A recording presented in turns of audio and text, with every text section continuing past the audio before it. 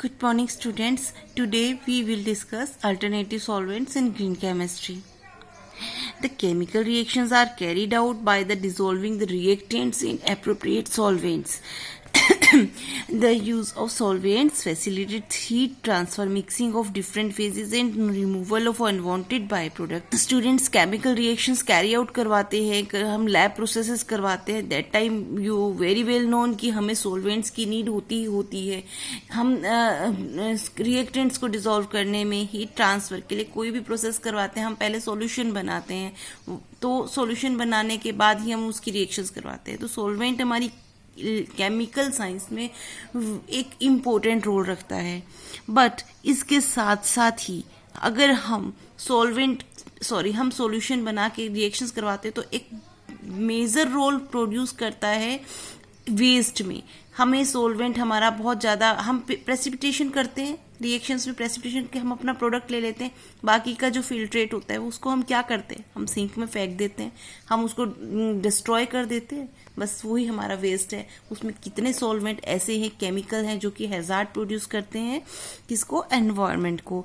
तो that time हम अगर ये कोशिश करें कि ऐसे ही रिएक्शंस हो जाए जो कि विदाउट सॉल्वेंट हो, या तो ये ऑप्शन है या फिर ये ऑप्शन है कि हम उस सॉल्वेंट को एक ऐसा सॉल्वेंट लें जो कि हैजार्ड नहीं है, जिसको हम वेस्ट रखें तो वो वेस्ट जाके एनवायरनमेंट में जाके एनवायरनमेंट को टॉक्सिसिटी नहीं दे, उसको हार्म नहीं करे. तो या तो हम ऐसे सॉल्वेंट्स का सिलेक्शन करें या फिर हम सॉल्वेंट लेस रिएक्शंस करें. तो स्टूडेंट्स, आज हम डिस्कस करेंगे अल्टरनेटिव सॉल्वेंट्स की सॉल्वेंट्स जो कि हैजार्ड नहीं करते, हार्म नहीं करते. ऐसे अल्टरनेटिव सॉल्वेंट्स कौन कौन से हैं, या फिर हम सेकंड टर्म में इसका डिस्कस करेंगे सॉल्वेंट लेस रिएक्शंस, कि हम रिएक्शंस को सॉल्वेंट लेस ही कर दें, सॉल्वेंट ले ही नहीं. क्योंकि स्टूडेंट्स प्रोडक्ट तो हम ले लेते हैं, बाकी जो प्रोडक्ट लेने के बाद में जब बचता है फिल्ट्रेट, जो भी सॉल्वेंट बचता है जिसको हमने रिएक्शंस के लिए यूज़ किया था, वो हमारा वेस्ट हो जाता है और वो सारा एनवायरनमेंट में डिस्पोज हो जाता है. In green chemistry reactions, the new alternative solvents are used in preference to volatile organic solvents, chlorinated solvents and other solvents that damage the natural environment. Generally हम volatile organic solvents यूज़ करते हैं, chlorinated solvents use करते हैं. हमें उनको deny करना है, हमें उसकी जगह alternative solvents यूज़ करना है. ओके, एंड alternative solvents कौन कौन से होते हैं उनके लिए अभी हम डिस्कस कर लेते हैं. The major alternative solvents used in green chemistries are supercritical fluid. These are supercritical fluids, ionic liquids, aqueous solvents, solventless system. Students, first we will discuss about supercritical fluids. Supercritical fluids are produced by heating a gas above its critical temperature or compressing a liquid above its critical pressure. Students, supercritical fluids होते क्या हैं? Those fluids which are intermediates between liquid and gas phase. Liquid और gas phase के बीच की जो condition होती है, phase होती है, वो हमारे सुपर क्रिटिकल फ्लूइड्स होती हैं. It possesses solvent power of liquids की तरह इनमें सोलवेंट पावर होगी किसी को भी डिसॉल्व कर लेने की. Okay, and transport properties of gases की तरह ट्रांसपोर्ट प्रॉपर्टीज होगी, लिक्विड्स की तरह सोलवेंट प्रॉपर्टीज होगी. ऐसे फ्लूइड्स जो होते हैं वो सुपर क्रिटिकल फ्लूइड्स कहलाते हैं. Supercritical fluids has the gaseous property of being able to penetrate anything and the liquid property of being able to dissolve materials into their compounds. Students, supercritical fluids में gaseous property जो होगी किसी को भी penetrate करने की, और liquid properties होगी dissolve करने की किसी भी component को. दोनों ही type की gaseous and liquid properties होंगी supercritical fluids में. Mostly we use CO2 and water in the form of supercritical fluids are used. ठीक है। हम CO2 को जर्नली लेते हैं, मैंने क्लास में आपको सुपर क्रिटिकल फ्लूइड CO2 करवाया हुआ in water, very well you all known कि वाटर जो होता है वो सुपर क्रिटिकल फ्लूइड्स यूज होता है in CO2। Okay, CO2 in water in the form of super critical fluids are used as substitute for organic solvents in the fields of food processing and under industrial applications. Students, supercritical fluids like CO2 becoming an important commercial and industrial solvent as due to its role in chemical extraction and its low toxicity and environmental effect. Now we are looking at supercritical fluid CO2. It is a CO2 in its fluid state, temperature 31 degree centigrade, pressure 73 atm। इन दोनों temperature and pressures पर जो CO2 gas है वो super critical carbon dioxide कहलाएगी। Generally students, CO2 usually behave as a gas in air at a standard temperature and pressure और as solid called dry ice when frozen. आपको पता है ये CO2 को अगर हम फ्रीज कर देंगे तो सॉलिड ड्राई आइस होगा। एंड जो हमारा गैस, और जनरली गैस तो होती ही है एयर पे स्टैंडर्ड टेम्परेचर और प्रेशर पे। If the temperature and pressure are both increased from standard temperature and pressure at or above the critical point, it adopt properties midway a gas and a liquid। अभी इसको explain कर देती हूँ students. In this state, both gas and liquids quality, so it is a dual character।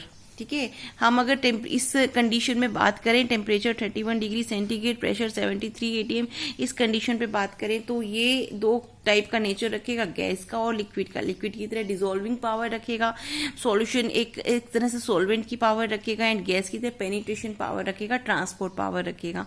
It provides the ideal conditions for extracting compounds with a high degree in a short period of time. Extraction students, short period time में जल्दी ही बहुत अच्छी quantity में extraction करता है compounds की। तो solvents का क्या नेचर होता है, सॉल्वेंट्स की हमें क्या एडवांटेज, मतलब सॉल्वेंट्स कि क्या एडवांटेज होती है जो हम इसे reaction medium, as a reaction medium use करते हैं कि वो कंपाउंड्स को एक्सट्रैक्ट करता है। तो CO2 में ये पावर क्या होती है, बहुत अच्छी होती है, जल्दी ही काफी डिग्री में, काफी अमाउंट में ये एक्सट्रैक्ट कर लेता है कंपाउंड्स को। Okay students, while there are many fluids, बहुत सारे फ्लूइड्स हैं सुपर क्रिटिकल फ्लूइड्स, लेकिन हम ज्यादातर क्या यूज करते हैं, CO2 करेंगे एंड वाटर करते हैं। If the temperature and pressure are both increased from standard temperature and pressure at or above the critical point, it adopt properties midway a gas and a liquid। Now see the diagram. देखिए, temperature and pressure लिया है, ये हमने CO2 लिए। CO2 इस condition में, यहाँ पे CO2 का जैसे से हम टेम्परेचर इंक्रीज कर रहे हैं, sorry temperature and pressure both increase कर रहे हैं, दोनों चीजें हम जैसे से इंक्रीज कर रहे हैं, तो एक पॉइंट आता है जहां से ये सॉलिड स्टेट दिखाता है, जहां से ये लिक्विड स्टेट दिखाता है, और जहां से ये गैसियस स्टेट दिखाता है, मतलब इस पॉइंट से। तो यहाँ पे हम इसको ट्रिपल पॉइंट बोलते हैं। इसको और अगर हम ज्यादा हीट करवाते रहेंगे तो एक पॉइंट ऐसा आता है जहां पर ये सुपर क्रिटिकल कंडीशंस में आता है।